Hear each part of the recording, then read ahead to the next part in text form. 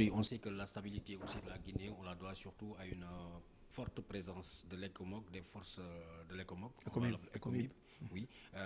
Quel est l'avenir de ces forces une fois que vous serez au pouvoir, Monsieur le Président?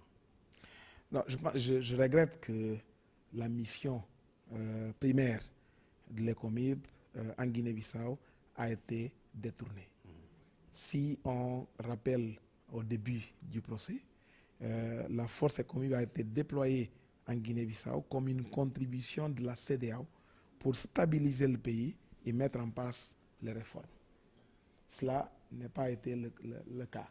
Et finalement, on a des forces d'ECOMIB qui assurent les institutions et les décideurs politiques bissau-guinéens. Donc je pense qu'on est à la case du départ. Une fois fini le procès électoral, je crois que les autorités bissau-guinéennes, en commençant par le président, aura tout l'intérêt à s'asseoir avec la CEDEAO en tant que partenaire, avec tous les partenaires internationaux, revoir le tableau de bord sur la réforme du secteur de défense et sécurité et être capable de mettre en place des mécanismes qui rassurent que cette réforme sera accomplie. Sinon, c'est d'argent qu'on jette sans le retour qu'il faut. Parce que le but, c'est de stabiliser le pays et pas avoir une force qui, en perpétué, va rester en Guinée-Bissau. Mon confrère de l'AS avait évoqué le statut du président de la République qui n'a pratiquement pas les pleins pouvoirs, qui était obligé de cohabiter avec un Premier ministre qui ne sait pas de son parti. Vous-même, vous avez été à l'origine d'un grand blocage du système politique bissau-guinéen. Pendant plusieurs mois, vous n'aviez pas de Premier ministre. Je crois savoir que l'Assemblée nationale avait même été fermée pendant très longtemps. Est-ce que... quelles sont les mesures que vous pourrez prendre aujourd'hui pour que pareille situation ne se reproduise plus? Respecter la Constitution. Vous savez, la loi, on peut ne l'aimer pas. On peut dire, bon, si c'était moi, j'allais changer. Non. Jusqu'au moment que vous le changez, c'est la loi. Il faut la respecter. Je peux entendre de tout le monde dans l'Afrique subsaharienne en disant que la constitution de la Guinée-Bissau n'est pas la meilleure. Mais il faut respecter le choix fait par le peuple libre de la Guinée-Bissau.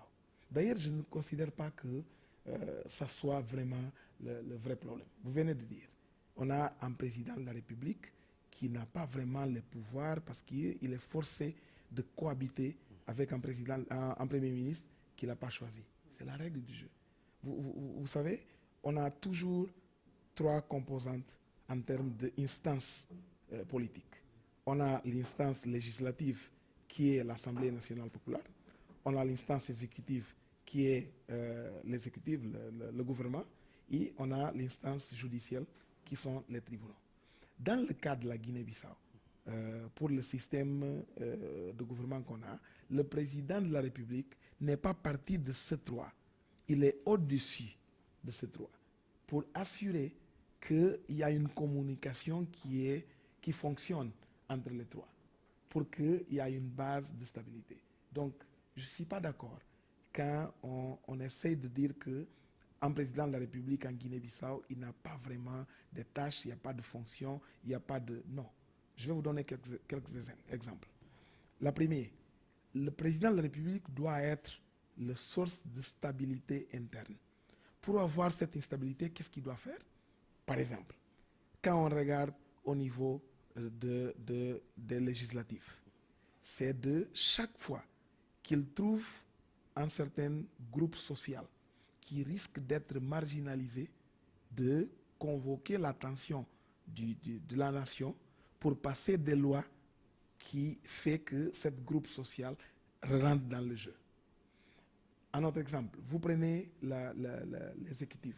Quand vous gouvernez, vous risquez de prendre des mesures qui vont mettre à l'écart un certain nombre de la population. C'est au président de la République de rester vigilant et de dire faites attention. On a un taux de mortalité infantile qui est très grand. Il faut faire quelque chose. On a un taux de mortalité materne qui est très grand. Il faut faire quelque chose. On a un taux d'abandon scolaire par les femmes, par les filles. Il faut faire quelque chose. Notre pays n'est pas nécessairement solidaire. parce qu'on a des porteurs de- non, de VIH, mais même de limitations physiques. Donc, handicapés. Il faut que le pays soit plus solidaire. Hein. Il y a la famine. On ne peut pas accepter ça. Ça, c'est le rôle du président de la République. Le président de la République, c'est celui qui convoque la nation à être solidaire, à rester vigilant, à être capable de s'assurer que tous les citoyens sentent que dans son pays, il y a l'opportunité de s'affirmer dans le secteur qu'il a choisi. C'est ça le rôle du président de la République. Bon, à part tout ça, c'est le premier représentant du pays, soit interne, soit à l'extérieur. Mais vous savez, en Afrique, on aime simplifier. On aime simplifier. On aime trouver l'homme fort à qui on donne tous les pouvoirs et on va prier qu'il soit raisonnable et qu'il soit capable d'accorder l'opportunité aux uns et aux autres. Je vous propose de revisiter par exemple la Constitution américaine. Vous allez voir, le premier des phrases, il vous dit « les hommes ne sont pas des anges ». Alors, en démocratie, on ne cherche pas le meilleur système, on limite les pouvoirs pour qu'on soit capable de respecter l'autre compétence. Monsieur le Président, aussi, on va vers le second tour de la présidentielle. Souvent en Afrique, élection présidentielle rime avec violence. Vous avez une forte communauté de Sénégalais dans votre pays, notamment dans le domaine de la pêche, mais aussi du commerce. Quelles sont les garanties que vous pourrez, vous, en tant que, on vous le souhaite, le futur président de la Guinée-Bissau, pouvoir faire pour que ces personnes-là, ces étrangers, puissent continuer à vivre tranquillement en Guinée-Bissau? Vous savez, en large escale, je vous dirais que cette séparation entre citoyens bissau-guinéens et citoyens sénégalais, c'est plutôt formal. Okay? Le peuple ne le sent pas. Moi, là où j'ai grandi, mes relations avec les Sénégalais, c'était journalier. Donc, moi, je pense que c'est aux autorités de revenir au niveau de ce que le peuple réclame et ce que le peuple exerce. C'est là où je profite pour vous dire que la Guinée-Bissau a une responsabilité. Si je deviens le président de la République, j'aurai ça en tête parce qu'on a tout intérêt à promouvoir une coopération entre les deux pays, entre les deux peuples, qui met en profit les opportunités qui existent d'un côté et de l'autre. Mais je vous dirais, le président du Sénégal doit être plus attentif. Il doit être plus attentif d'éviter qu'il soit utilisé de forme erronée dans le sentiment que parfois les Bissau-Guinéens ont envers ce qui se passe, par exemple, au Sénégal. Vous savez, il y a des stéréotypes qui se créent. Les responsables politiques sont les premiers citoyens à devoir s'assurer que ces stéréotypes sont combattus, ils sont dépassés. La toute dernière question, et là je vous le garantis, c'est terminé. Juste une histoire, et on sait qu'il n'y a pas d'extradition, d'accord d'extradition entre le Sénégal et la Guinée-Bissau, parce que le Sénégal appliquerait la peine de mort ou comment on appelle, la perpétuité, qui n'existe pas dans votre constitution. En Gambie, la peine de mort que vous n'acceptez pas, donc du coup vous n'extradez pas ni vers le Sénégal ni vers la Gambie. J'ai en mémoire le souvenir d'un Sénégalais qui a assassiné quelqu'un en Gambie et qui a été arrêté à Bissau. Depuis plus de 3 ans aujourd'hui, la Guinée-Bissau refuse d'extrader cette personne et vers le Sénégal et vers la Gambie. Que va devenir ce dossier? Encore une fois, c'est le dialogue. Vous savez, personne ne peut se réserver le droit de penser que nous sommes plus raisonnables que les autres. La loi en Guinée-Bissau, c'est le choix des Bissau-Guinéens. Il faut la respecter. La loi au Sénégal, c'est le choix des Sénégalais. Nous, on part du principe que la vie est donnée par Dieu.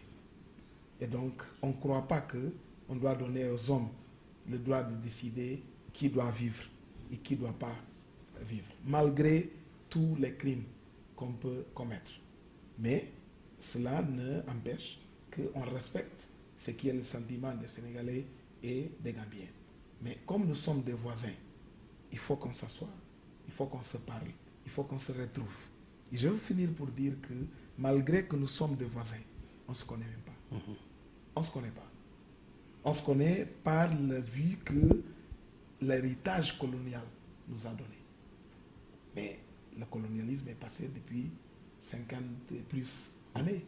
Le moment est arrivé pour que le Bissau-Guinéen retrouve le Sénégalais, respecte le Sénégalais, célèbre le Sénégalais.